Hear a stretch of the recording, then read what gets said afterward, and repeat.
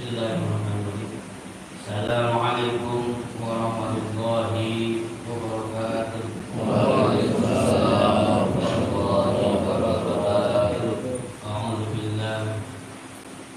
Bismillah. Alhamdulillahilladzi hadana li kitabihi wa faddalana ala sa'iril umam bi akrami ahbabihi hamdan yastajibul man'u min ridha'i wa yasta'tiful mahjud min ma'asari wa yaj'alana minasyakirin li ni'matihi wal 'arifin li awliyatihi wa alihi wa sallallahu ala sayyidina Muhammadin rasulihil mustafa wa nabiyyihil mujtaba wa ala alihi wa 'itratihi thayyibin wa ala ashabihi wa ummatihi.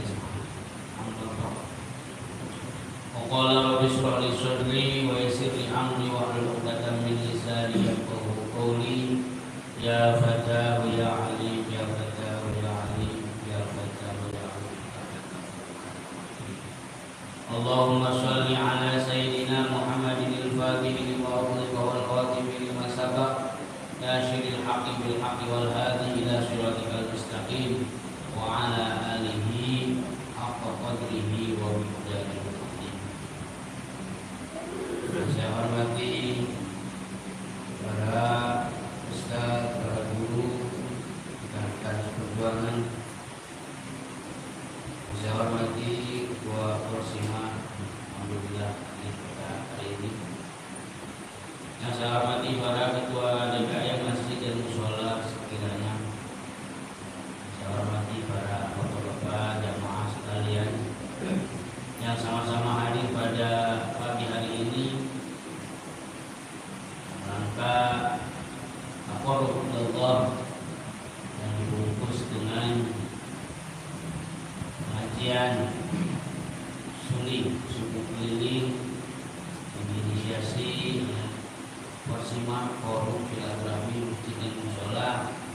Mudah-mudahan forum yang sudah berdiri kurang lebih 7 tahun tetap eksis dan bertambah kegiatannya, bertambah manfaat khususnya bagi perumahan kiranya umumnya bagi kaum muslimin dan muslimat. Qala Nabi sallallahu alaihi wasallam arba'un min sa'adatil mar'i an takuna zawjatuhu salihatan wa auladuhu salihin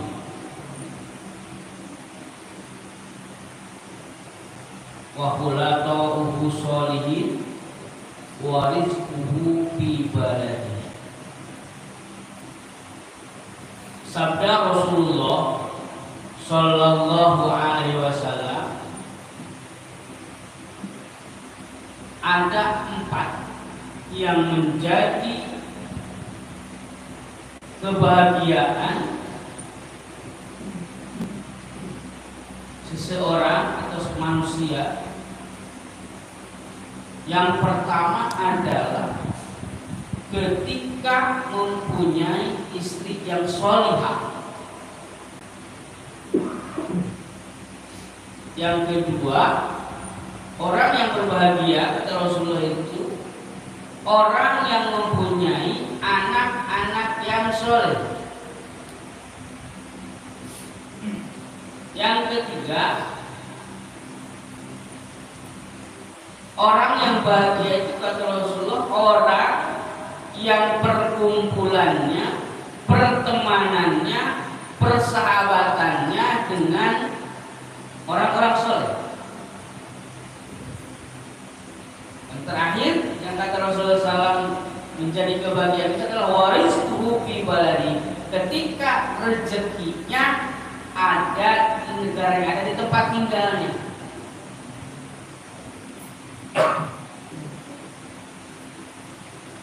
Yang pertama yang menjadikan kebahagiaan seseorang itu adalah ketika mempunyai istri yang solihah. Dan tentunya tidak tiba-tiba mempunyai istri yang solihah. Kalau dalam bahasa yang lain itu kita perlu mempersiapkan diri, perlu memantaskan diri agar mempunyai istri yang solihah. Berarti kitanya juga harus solih.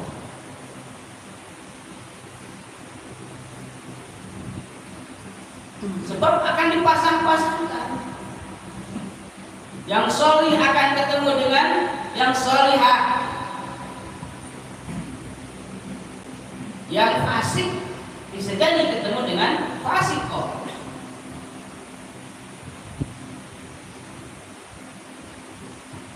Nah ini udah menjadi kepastian.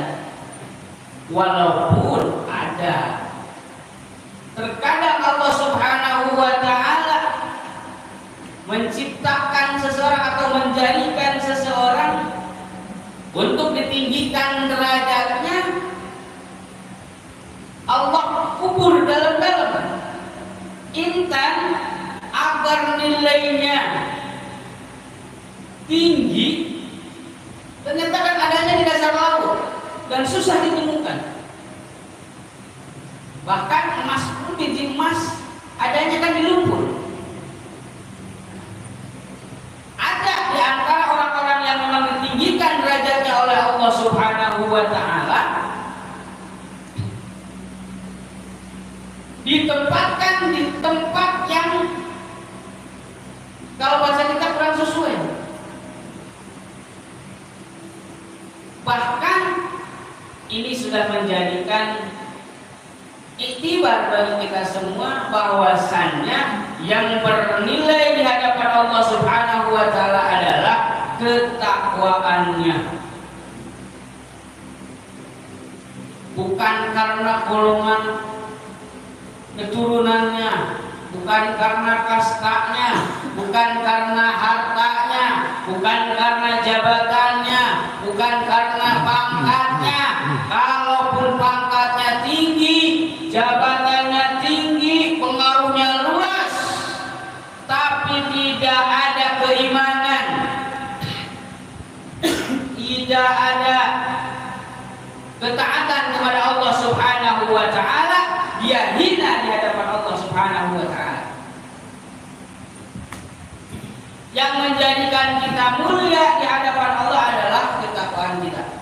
Di dalam Al-Quran Allah berfirman, inna akramakum indallahi atqakum. Sesungguhnya orang yang paling mulia di sisi Allah adalah orang yang paling bertakwa di antara kalian semua. Jadi tidak ada tingkat kemuliaan di sisi Allah karena jabatannya tinggi, tidak ada.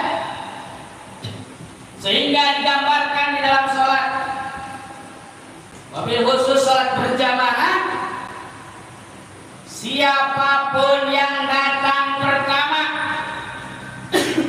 dia berhak mengisi saf yang paling depan. Gak ada aturan yang saf depan buat presiden, gak ada. Gak ada aturan yang paling depan buat gubernur, buat raja, gak ada.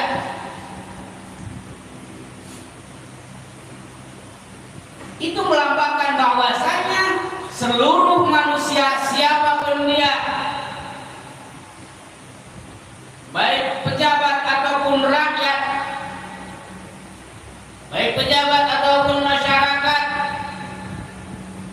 baik konglomerat ataupun yang melarat, di hadapan Allah itu nilainya sama. Yang membedakan adalah tingkat ketakwaannya kepada Allah Subhanahu wa ta'ala.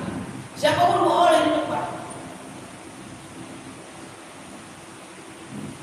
Dan jangan sampai terjadi ada barisan depan hanya politik datang booster dengan budeng-budeng seperti ban Vespa, pindah ke belakang. Gak ada, ya, gak ada. Yang membedakan adalah ketakwanya kepada Allah Subhanahu wa ta'ala. Enggak ada jaminan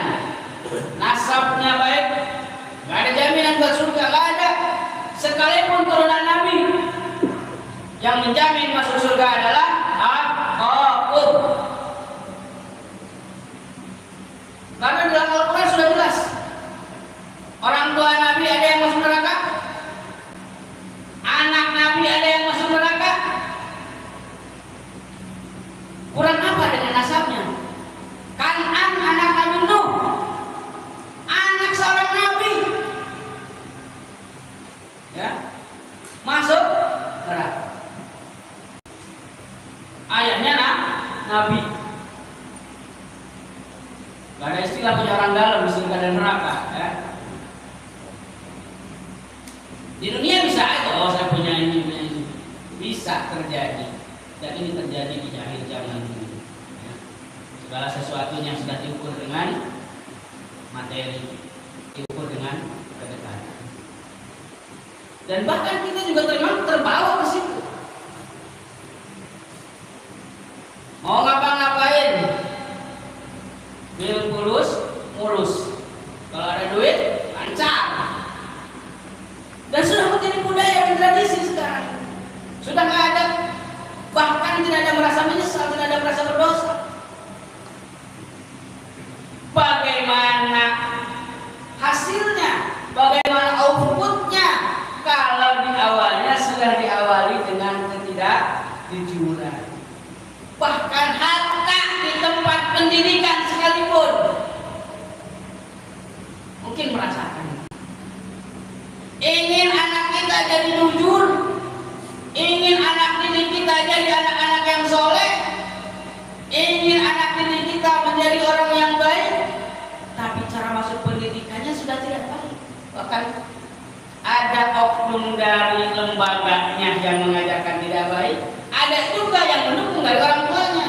Dan kalau nggak begitu nggak bisa masuk, ya.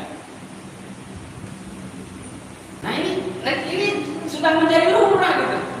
Kita itu merasa ini biasa aja. Emang zaman sekarang kalau nggak begitu nggak bisa. Alhamdulillah Alhamdulillah. Ini kan kita akan mencegah anak-anak didik yang berakhlakul karimah, yang mempunyai nilai-nilai kehidupan yang baik, yang mempunyai akhlak yang baik, tapi diawali dengan cara yang tidak.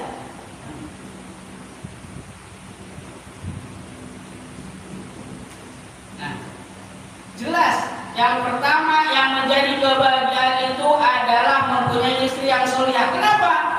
Karena al-ummu madrasatun, ibu itu akan menjadi madrasah pertama bagi anak-anak kita. Ya. Dan terlanjut kita mana tuh udah 5. Bukan ngomongin lagi teriak-teriak istri, calon istri. Kenapa? Masih ada yang bisa sama-sama menjadi ayah yang solih, sama-sama berusaha menjadi istri yang solihah untuk mencetak anak-anak yang solih.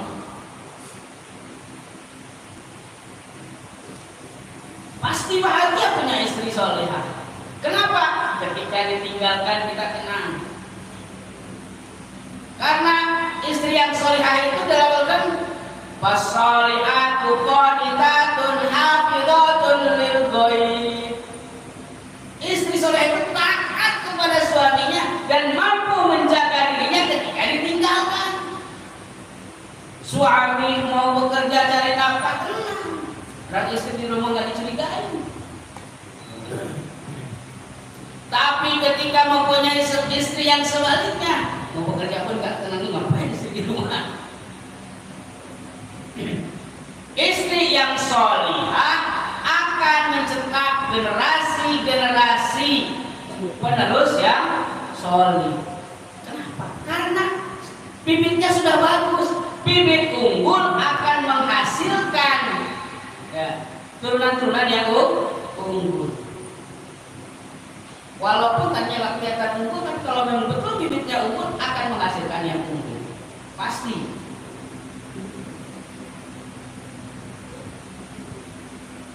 Tapi jangan kita berandai-andai menjadi mempunyai istri yang solihah. Istri kita ingin seperti Khadijah, tapi kitanya malah seperti Fir'aun, bukan pasangan. Bisa terjadi istrinya Sholihah, suaminya Fir'aun. Bisa jadi itu untuk mengangkat harkat martabat istrinya, dicontohkan dengan Siti Asyia.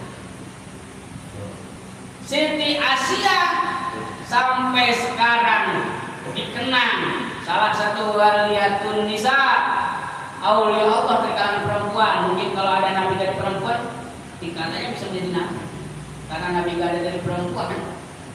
Siti Asyia itu sampai sekarang harum wanginya. Ketika baginda Rasulullah SAW berangkat Isra Mi'raj, ketika mulai tercium wanginya Asyia. Saking dahsyatnya keimanannya Asyia, ketika diminta keluar dari ajaran Allah Subhanahu wa Ta'ala di agama Islam, mula-mula anaknya yang paling kecil dimasukin ke kuali, direbus Pak, di hadapan siapa? Di hadapan Asyia. Tidak bergeming, rebus lagi kakaknya, masukin lagi ke kuali di hadapannya. Tidak bergeming sedikit pun keimanan Asyia, sampai seluruh anak-anaknya masuk kuali. Tidak bergeming keimanan Asyia. Bahkan terakhir dirinya sendiri dimasukkan ke dalam perut, tidak bergeming. Tapi berdasarkan para ulama ada memang banyak kuasa-kuasa Allah Subhanahu wa Ta'ala. Ketika dimasukkan ke kuali, malaikat Jibril sudah tercapai, jadi tidak merasakan panasnya, sakitnya. Seperti layaknya Nabi Yusuf alaihissalam. Nabi Yusuf alaihissalam ketika dimasukin sumur oleh saudara-saudaranya, terus lihat malaikat di bawah itu udah yang nampaknya, sehingga tidak itu tenggelam sampai. Nah, yang pertama menjadikan indikator kebahagiaan itu ketika kata Rasulullah, orang yang berbahagia itu ketika mempunyai istri yang sholihah. Karena istri yang sholihah selain bisa mendidik anak-anaknya, mengajarkan kesalehan kepada anak-anaknya, akan selalu mengingatkan kepada suaminya. Ya, istri sholihah, kalau istri sholihah pernah ditanya, dapat duit biasanya kok ngasih uang cuma 100.000, dikasih uang 500.000, tiba-tiba kasih uang 1 juta, 2 juta. Jangan tersinggung ketika istri nanya, Pak, ini uang dari mana? Kenapa? Karena nggak biasa. Ya, karena istri tahu penghasilan kita cuma segitu. Gaji biasa bulanan 2 juta, 7 juta. Gajian kasih bisa 4 juta mah, mungkin bisa 3 juta. Dapat potong ini. Kali ini kasih 20 juta dari bulan. Istri senang pasti. Tapi istri yang sholihah di balik senangnya itu pasti akan bertanya, Pak, ini uang apa? Biasanya ayah ngasih segini. Jangan tersinggung, Pak. Kamu nggak percaya? Jangan. Kenapa? Karena kebiasaannya tiap bulannya kita ngasih segitu. Istri kita takut suaminya karena ingin membahagiakan istri, dia lupa kepada aturan-aturan Allah Subhanahu wa Ta'ala. Jangan tersinggung ketika ditanya seperti itu. Berarti sebetulnya istri itu kita sayang. Istri tidak mau keluarganya makan rezeki yang tidak jelas asal-usulnya. Lah, pakai aja perusahaan bapak. Kadang ego keluar. Itu karena istri kita sayang, tidak mau suaminya terjerumus ke dalam hal-hal yang dilarang oleh agama, hal-hal yang dilarang oleh ajaran agama, sehingga pengennya itu senang-senang bersama di dunia dan bareng-bareng masuk ke dalam surganya Allah Subhanahu wa Ta'ala. Istri soleh itu akan memproteksi suami,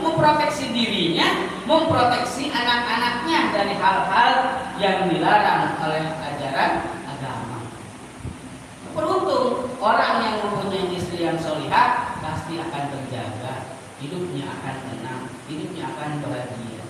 Ketika ditinggalkan anak-anak, kita percaya kepada istri kita bisa menangani anak-anak kita dan mengajarkannya dengan baik.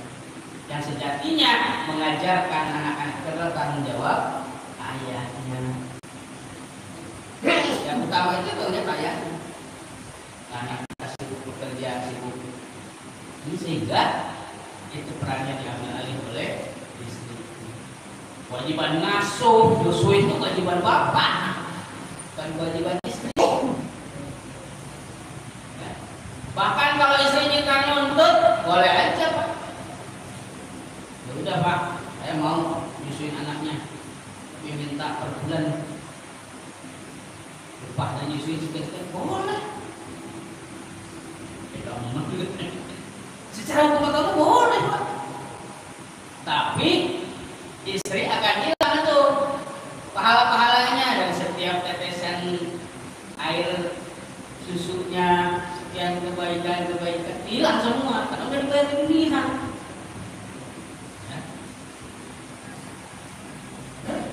Yang pertama yang menjadikan hidup bahagia itu adalah mempunyai istri yang solihah. Yang kedua, wa auladu solihah, anak-anaknya soleh. Istrinya dulu, orang tuanya dulu soleh. Kedua, menghasilkan anak-anak yang soleh. Bahagia. Betapa sedihnya ketika kita sebagai orang tua menjumpai anak kita mengecewakan kita. Tapi ketika menjumpai anak kita mengecewakan kita, jangan langsung nyalain anak. Kamu ini kembali, bapak pernah ngajarin nggak anaknya? Sehingga anak melakukan seperti ini, pernah nggak diajarin nggak boleh, ini baik, ini enggak? Bahkan kadang kalau kita lebih emosi, lebih capek, ini anak mengecewakan. Mama anaknya diomelin, ibunya salah-salahin. Kamu menjawab kita. Anak masih penting, masih bisa diperbaiki. Dan memang anak itu usia pendidikan. Agar menjadi anak yang soleh tentu dengan didikan, ya, dengan pengajaran dan pendidikan. Tidak cukup dengan pengajaran kalau tidak dengan pendidikan. Kita itu kepada anak bukan hanya memberi contoh, tapi harus menjadi contoh. Memberi contoh apa? Nah, berjamaah sama bapak. Berjamaah 2 hari, 3 hari, seminggu. Bapaknya seminggu udah di rumah lagi. Anaknya, kamu nggak mau sholat atau berjamaah? Itu namanya memberi contoh. Tapi kalau menjadi contoh, setiap hari orang tuanya berjamaah, setiap hari orang tuanya sholat malam, anak nggak diajarin akan mengikuti. Anak itu melihat, kok ibu kalau jam 3 bangun, ayah ada 3 bangun, dilihat kan, kok sholat ini sholat apa? Lama-lama nanya,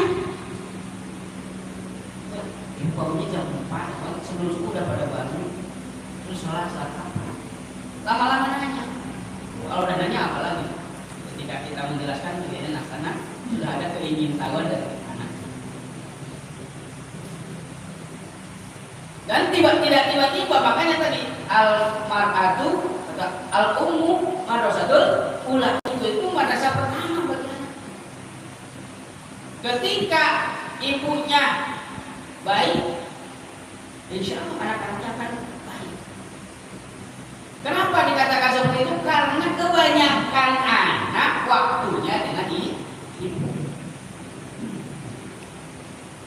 Bapak kalau dibandingkan bapak dengan ibu ngurus anak berapa persen, Pak? Ada 70-30? Kayaknya nggak ada 70-30. Nah, ketika masih kecil, masih bayi, tengah malam nangis, ya enggak? Ngerasain apa itu sepung aja. Padahal ibunya baru tidur. Baru beberapa menit anaknya yang ngomong ibu yang dibunuh. Maka pantas memang ibu itu tidak, makanya Rasulullah SAW siapa yang perlu dia muliakan? Umuka, baru